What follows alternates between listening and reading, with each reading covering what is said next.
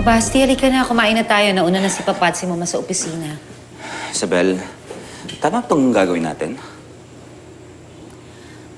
Ano ka ba naman? Mag-espiya lang naman tayo eh. Tatanong-tanong tungkol dun sa may-ari ng Serpentina. Eh, hindi naman po pwede na wala tayong kaalam-alam tungkol sa kalaban natin. Para malaman natin. Isabel, baka sabihin nila nanunugod tayo. Isipin na nila kung anong gusto nilang isipin, Basti. Hindi na pwede magpatalo na lang tayo sa kalaban. Para alam na rin nila kung sinong binabangga nila. Isabel, yan ang kinakatakot ko eh. Masyado ka naapektuhan sa kompetisyon.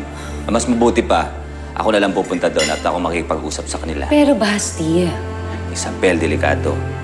Ha? At least, ako hindi nila kilala. Pwede ako magpanggap na customer. Ikaw, kaskabel ka. Kilala ka nila. Ako nang bahala doon.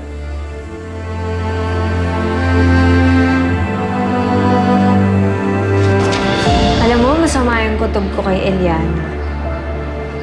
Uy, masama yung kutob ko kay Eliana. Nakikinig ako. Sinasabi ko nga kasi, paano nung isang araw, itong si Margarita, nagsabi pa sa akin, kinakausap doon yung sarili niya. Normal ba yun? Alam mo ikaw, kasi mahilig ka makialam sa mga buhay ng mga katulong. Eh kung tinutulungan mo na lang ako dito, mas nakakabuti pa. Kasi nga may masama nga akong kutob sa kanya. Pwede ba? Ayoko nang makarinig ng kahit na ano tungkol sa babaeng yun. Kahit pangalan niya ayoko nang marinig. Dapat ang focus mo ngayon dito sa trade event. Yung booth. Oo. Okay na ba yung booth? Ready na yun, syempre. Yung mga tao natin, kasado na rin lahat. Kaya nga, ganito na ako. Parelak-relak lang. Kasuhin mo mabuti yan, ha? Kami na. Huwag na, magkamali ka May pa. naghahanap po sa inyo. Ha? Sino? May appointment ba tayo today? Saan ba? Nasa lobby po. Ay, ito naman.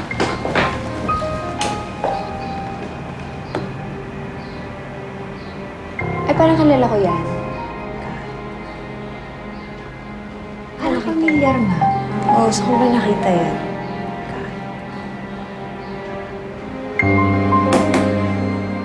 Kaibigan ni Isabel sa isla. Kasama niya dati. Ay, oo, tama ka. Yun na nga yun.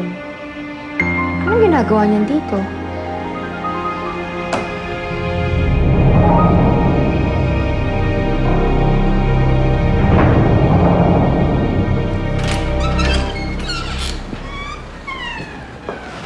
Yes, sir.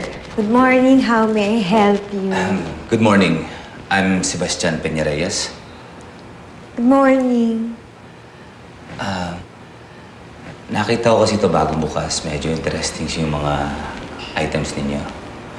Kaya pumasok ako. Ay, of course, sir. Kasi ang ginagamit po namin dito ay talagang mga original leather. Kaya po talagang, ayun, magaganda ang produkto namin.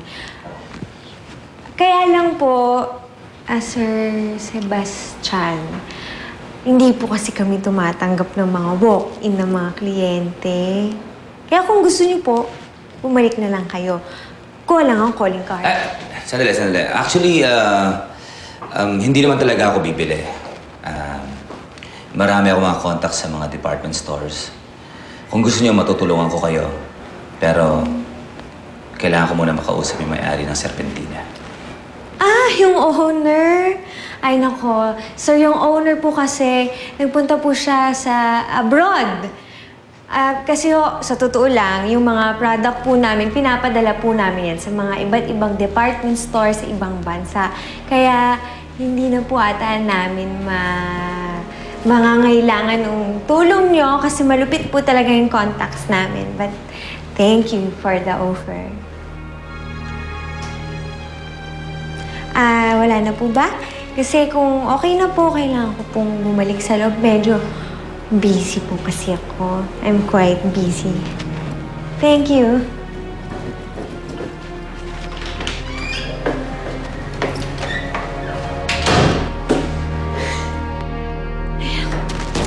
Oh, ano? Namukhaan ka ba? Parang hindi naman ata. Kasi syempre, hello! Social na tayo ngayon. Parang hindi niya na tayo mamumukaan. Pakiramdam ko. Ano ka ba? Eh, ano daw gusto gusto? Ba't nandito? Yun nga, wala. Nagtanong-tanong lang naman. Hindi kaya nag-i-espiya yan? Kasi syempre, kaibigan ng mga kaskabel yan. Hindi malayong doon nagtatrabaho yun. Diba? Bakit parang ang saya-saya mo ata, galak na galak. Eh bakit naman hindi? Isipin mo ha, bakit siya pupunta dito? Eh di parang siguro nagpapanik ng mga kaskabel, di ba? Gusto nilang malaman kung sino yung kalaban nila. Ha? Noon dati sila lang ang mayayaman. Kung umautos-utusan nila tayo, grabe. Ngayon hindi na pwede. Hindi nila alam. Hindi na tayo basta-basta kung sino-sino lang. Dahil Kinilig tayo nang ako. tataob sa kanila, mga kaskabel. O di ka. Kinilig ka. Kinilig ako. Ako din.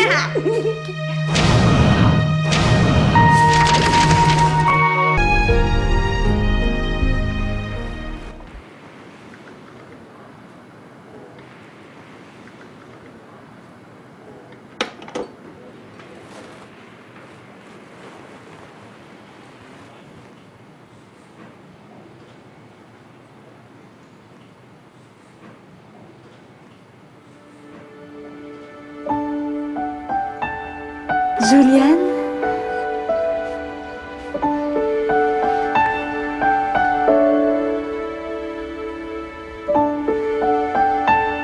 Destiny.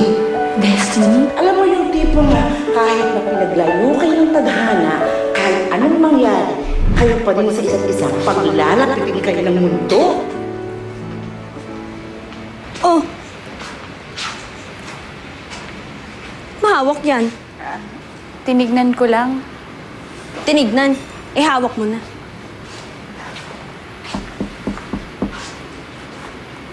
Ba't tinatayo-tayo mo dyan? May kumakatok, diba? Buksan mo kaya? Sige, pasensya na.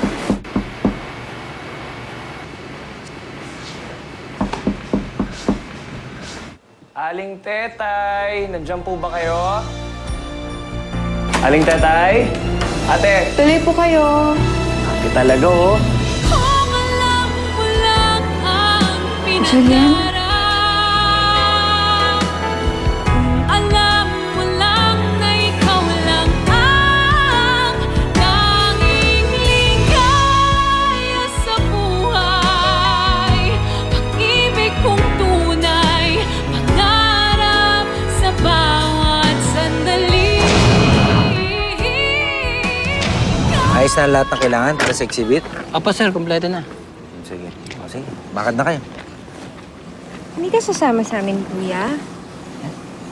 Hindi kasi, ang ibig ko lang naman sabihin, parang mas pulido yung mga trabahador natin gumawa ng trabaho pag kasama ka nila, pag binabantayan mo sila. Alam na nila yung kailangan nilang gawin.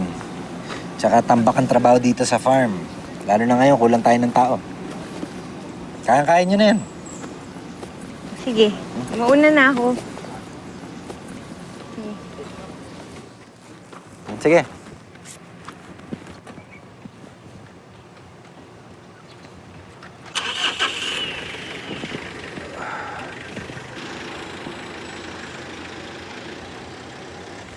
Hey man, ba't umalis na sila? Oh. Ba't umalis na sila? Eh, maayos na ulat ng gamit. Meron pang naiwang supplies, pinakanda ko nga. Ganun ba? Oo. Yung sabi nila, kompleto na eh. Hindi, tahiya mo na. Ako na maghahatid ng mga yan. Pakikarga na lang sa pickup. Ah, sige. Ah, sige. Eliana, dito ko pala nakatira. Dito ako nagtatrabaho. Teka. Paano mo nalaman kung saan ako nakatira? Babe? Oh my God, babe! Babe, I missed you!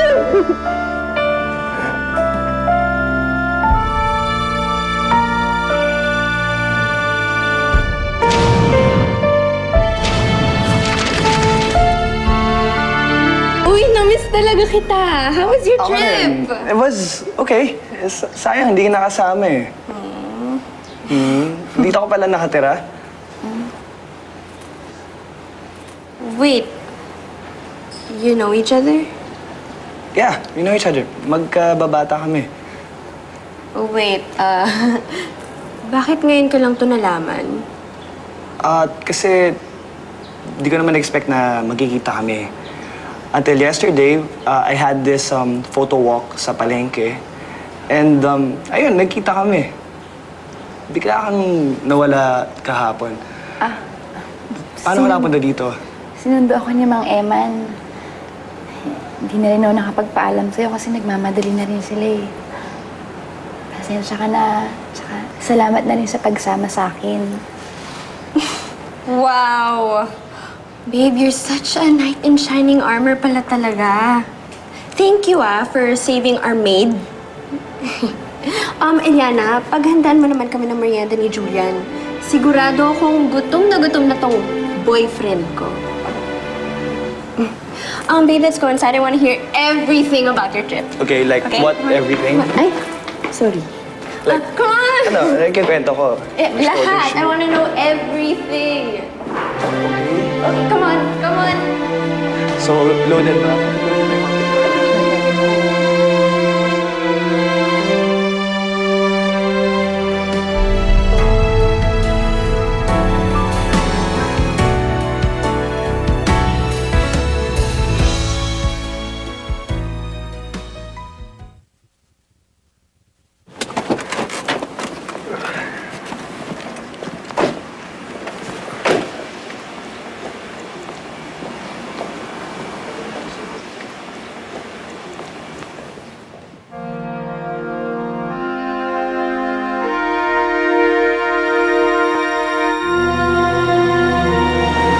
Iman, yes ka lang ba?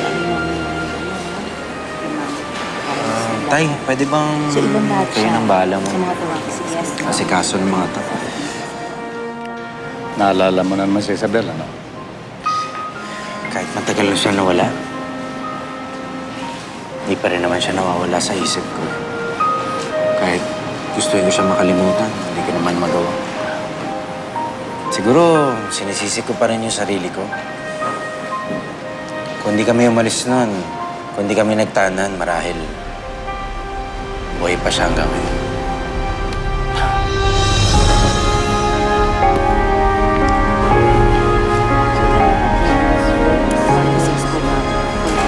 So, lahat ng bags natin kompleto, shoes, partners, okay, mga belts, meron na rin, ha?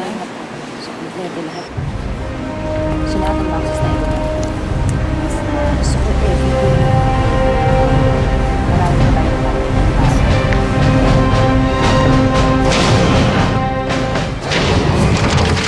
Nakita ko to sa labas eh. Nangangailangan ko kayo ng trabahador. Baka pwede ako, mag-apply sana ako. I would like you to meet Mrs. Poblete, the owner of Serpentina. Unbelievable. Ano naman ang hindi ka panipaniwala dito? Paano ko yumaman? O natatalo na ng Serpentina ang Cascabel? Hindi mo akalaing mag-cruise pa ang landas yung dalawa? Isang bagay na halos parang imposible na mangyari sa'yo? Tama nga ang hula ko. Destiny mo si Julian. Gusto yung tapatan yung kumpanya natin. Hindi ako natatakot sa hampas lupang Nora na yon. Ibabalik ko siya kung saan siya dapat lumugar. Ba't parang mainit ang ulo ni Mama? Ang may-ari ng Serpentina ay walang iba kung hindi si Nora. Hindi natin kukumpetensyahin ang mga kaskabel.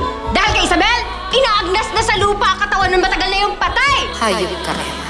Hindi ko pa rin nakakalimutan ang pagtatraydo mo sa akin. Natutuwa ako kung paano kami nagdikit-dikit ni Liana. The world somehow finds a way para magkita kami ulit. Totoo pala ang sinabi ni Mama, ikaw ang may-ari ng Serpentina. Isabel?